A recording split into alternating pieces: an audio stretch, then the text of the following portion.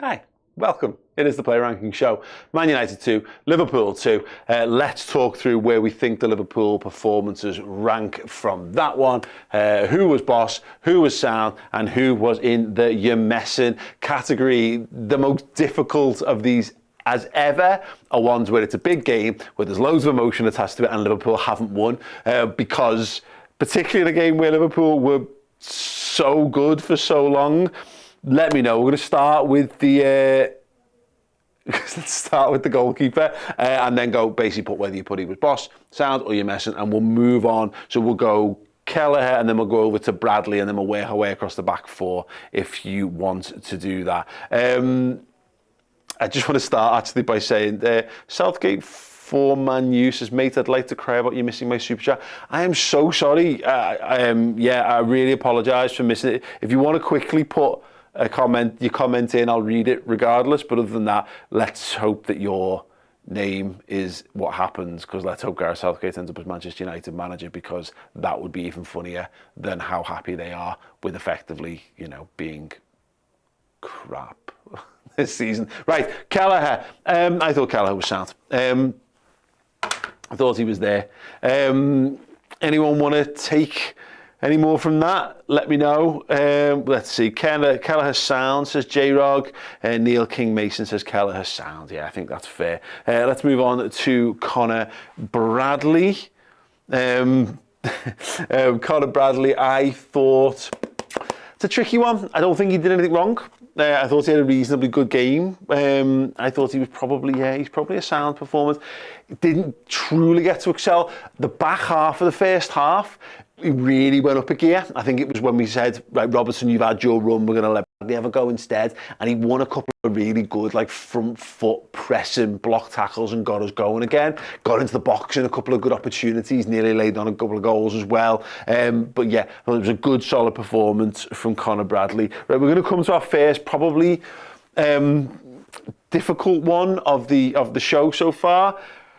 Jarell Quansah. Now, I forever have this issue when we judge defenders, and I do this with analysis as well, I thought he was brilliant today. I thought he had an absolutely brilliant game. He kept Rashford quite the amount of times. Even for pace, I was a little concerned at times. Earlier in the season, I wasn't sure whether he was fast enough. Foot races with Rashford, being strong, doing the right thing.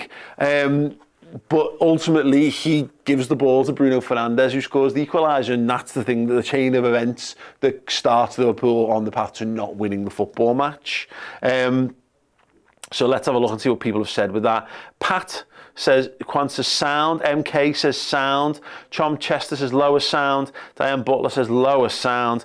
J. Rog says Quansah sound. I feel for him on that mistake. Football gods are cruel. Yeah, so I will put him down here. Shit. I actually thought it was maybe it averages out because the mistake is a thing here, and I thought his performance was great.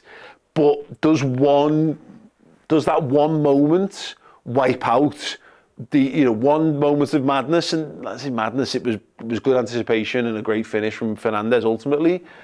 Should that undo what was otherwise a good performance? I'm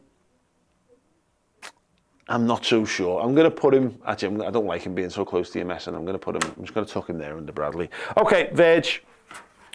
What do we think of Virgil van Dijk? Funny, innit? Because Liverpool conceded 2 goals, and I'm not sure that the back four should be flying above. I thought it was a typically imperious Virgil van Dijk performance. If Liverpool go on and get a winner, I'm it's just, you go in there you go, because he totally and utterly dominated the defence. Never put a foot wrong, never looked under pressure at any point during the game.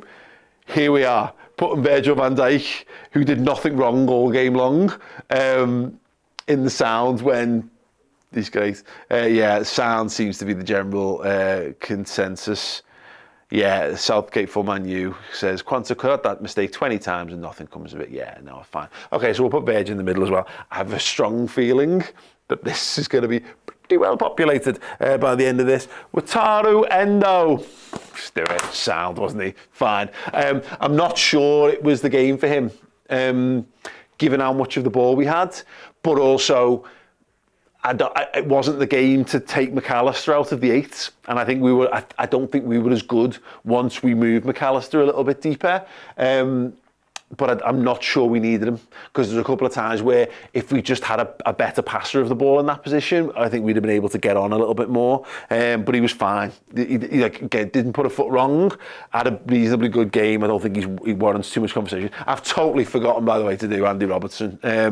Andy Robertson I thought was really good. I think I had some concerns over Robertson's future in the summer when we were trying to work out what Liverpool playing with an inverted fullback looked like systemically, because the examples we'd seen, Man City basically play 4 centre-halves across the back. Arsenal play, with Ben White, he's effectively a centre-half who can do right back. When Zinchenko's meant to be the inverted one, of course. And I was a little worried for what Robertson would be, but we've been a bit more traditional this season. We still invert at times, and Robertson has just been, I thought he's been absolutely brilliant. I mean, yeah, Pat says his finishing could be better. Doco says Robbo shite. Dicky Red says Robbo sound, and J-Rog says Robbo boss. Wow, I did not expect Andy Robertson to be the one that had that sort of breadth of opinion on him. I thought he had a good game. He was a great outball for us, and he got into those dangerous positions time and time again for us. Alexis McAllister, get him up there. Absolutely brilliant. What a footballer. He's just great.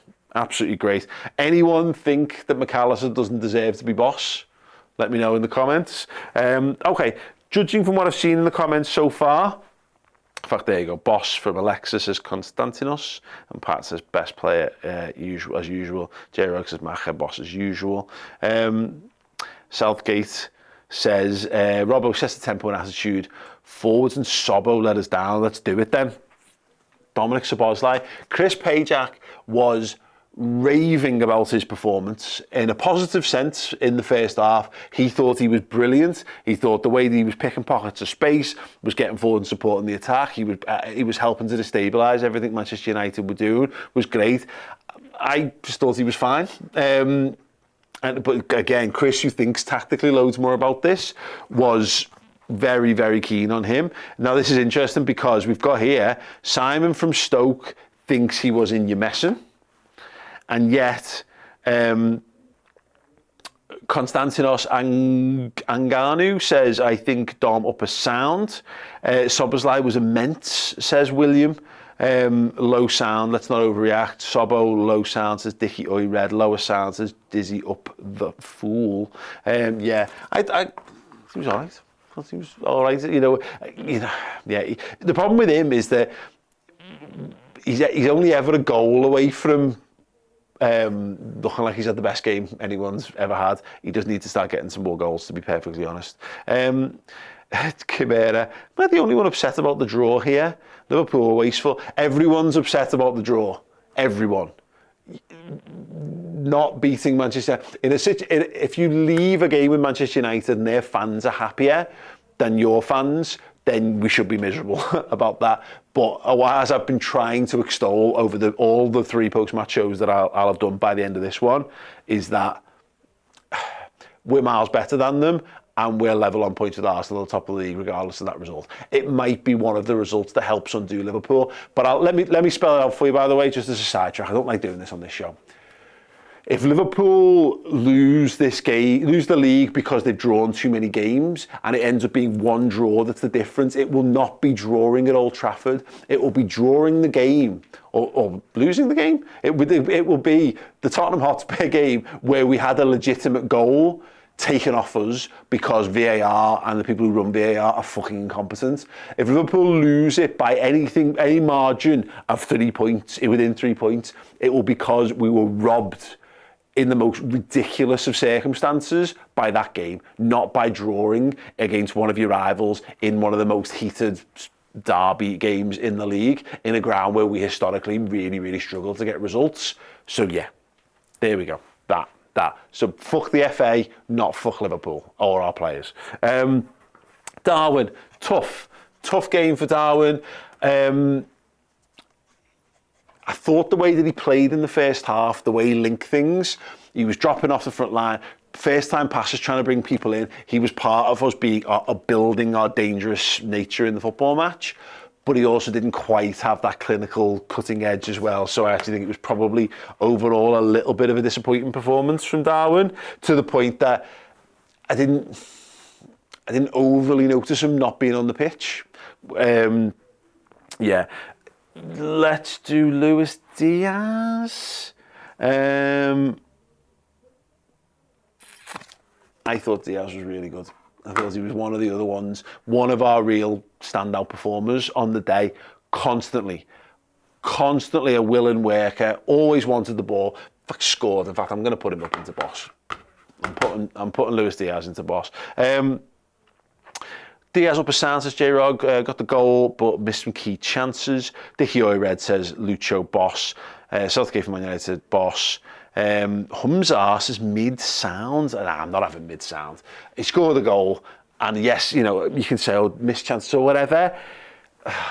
Again, he's in brilliant form for us, and he was one of the best players for us on the pitch. Right, Mohammed Salah.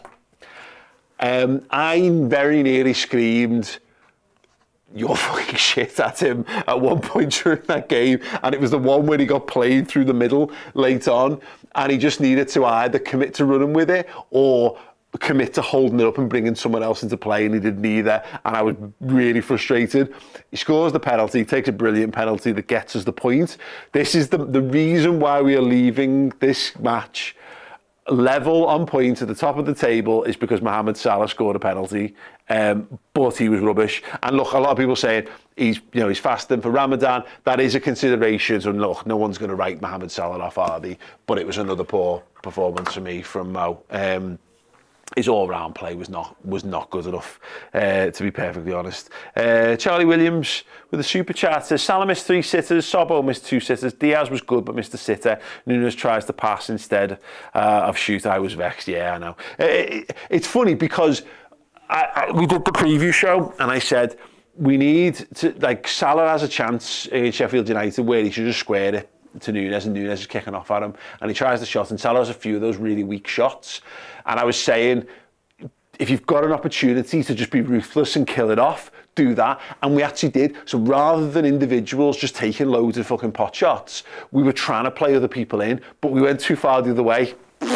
What can you do? Yeah, good players get the opportunity to do good things. We've got very good players, and sometimes good players make bad decisions. Right, substitutes. Joe Gomez. Yeah, it's a shame. I was really hoping. I asked the universe to let me cash in my Joe Gomez card. It wasn't going to happen today. And yes, Konstantinos, I will call you Kostas. No, I won't. I will probably forget and continue to read your name. But yeah, thank you. Yes, so yeah, Gomez, Bradley was doing better, but we obviously having to make sure that we rotate and keep freshness. We needed some real attacking impetus down that side, and sadly, Gomez actually made us less, even though I actually thought he got into some great positions. He functionally did it okay. It's just not quite his natural game. But yeah, Harvey, I thought Harvey was good when he came on. I thought he was absolutely sound. Curtis Jones didn't really have anything to do, so he was sound. Cody Gakpo, I mean, yeah, I thought he was fine. You know what? And he's taken a lot of stick in recent weeks. He scored a great goal in midweek. I thought Gakpo was fine. Absolutely fine. Right. Time for man of the match. We're fast approaching the territory where Alexis McAllister is Liverpool's man of the match by default, because that's how good he is. Is there anyone else who deserves a shout? Lucho, Robbo, McAllister? Is there anyone from here that you think I've got wildly wrong that I should be pushing up and giving it to? Let's see. Yeah, I actually agree on that by Stein here saying Joe's not to release the ball fast enough. That was one. Again, he's been out for a while and he did look a little bit off it, and we needed a bit more agency, and he can do that. But yeah, it wasn't great from Curtis, but yeah, by and large it was what it was. Second goal was Jones's fault. Okay, cool. Okay, well, we're fine. Right, man of the match. Let's just do it. Alexis Mac Allister, man of the match. There we go. Agree or disagree? Let me know in the comment section underneath. Don't forget, you can get a 50% off a yearly subscription to Redmen Plus. You're going to need us. That's what we're here for. We're here to guide you through. We've got podcasts, we've got videos, we've got documentaries to keep you distracted if you need it, and loads of shows where we just talk and chat through the Reds and hopefully keep everyone's heads above water, because it's stressful. Title challenges are stressful by their nature. The margins are so fine. The margins are not fine when you are 6th in the league with total free hits. That's not, you can have, and that's when like mad little wins and draws can be seen as huge sort of moments in your season. They're not. Liverpool are at the bleeding edge of football right now. They are going up against an Arsenal side and a Manchester City side that have had so much more things go for them this season in terms of injury and ultimately refereeing decisions. Hello, VAR versus Tottenham Hotspur. And Liverpool are doing it without Alisson and without Trent and without Matip and without Thiago and without Jota. All lads who would play for all of those sides and certainly get into our team as well. But here we are. We're going to guide you through. Go to redmenplus.com, use the code RACE, R-A-C-E, get 50% off a captain yearly subscription and join us. Final word show tomorrow and then beyond for the rest of the season. And then all into next year, come what may, whoever manages Liverpool and whatever situation we're in, because we're always going to be here for you guys. We've been here on the internet since 2010. It's our 14th anniversary around this week since I set the channel up. We were filming it long before then as well. We've been doing this a long time. We've got you guys. Come and join us over on there. Thank you so much. Have a boss rest of your Sunday as well as you can, and then hopefully look forward to a big European night in the week. Thank you so very, very much for checking out the video. If you enjoyed it, drop a like. The season is now well underway. If you need extra Redmen content, be it podcasts, videos, documentaries, interviews, and general shows, fill your boots on redmenplus.com.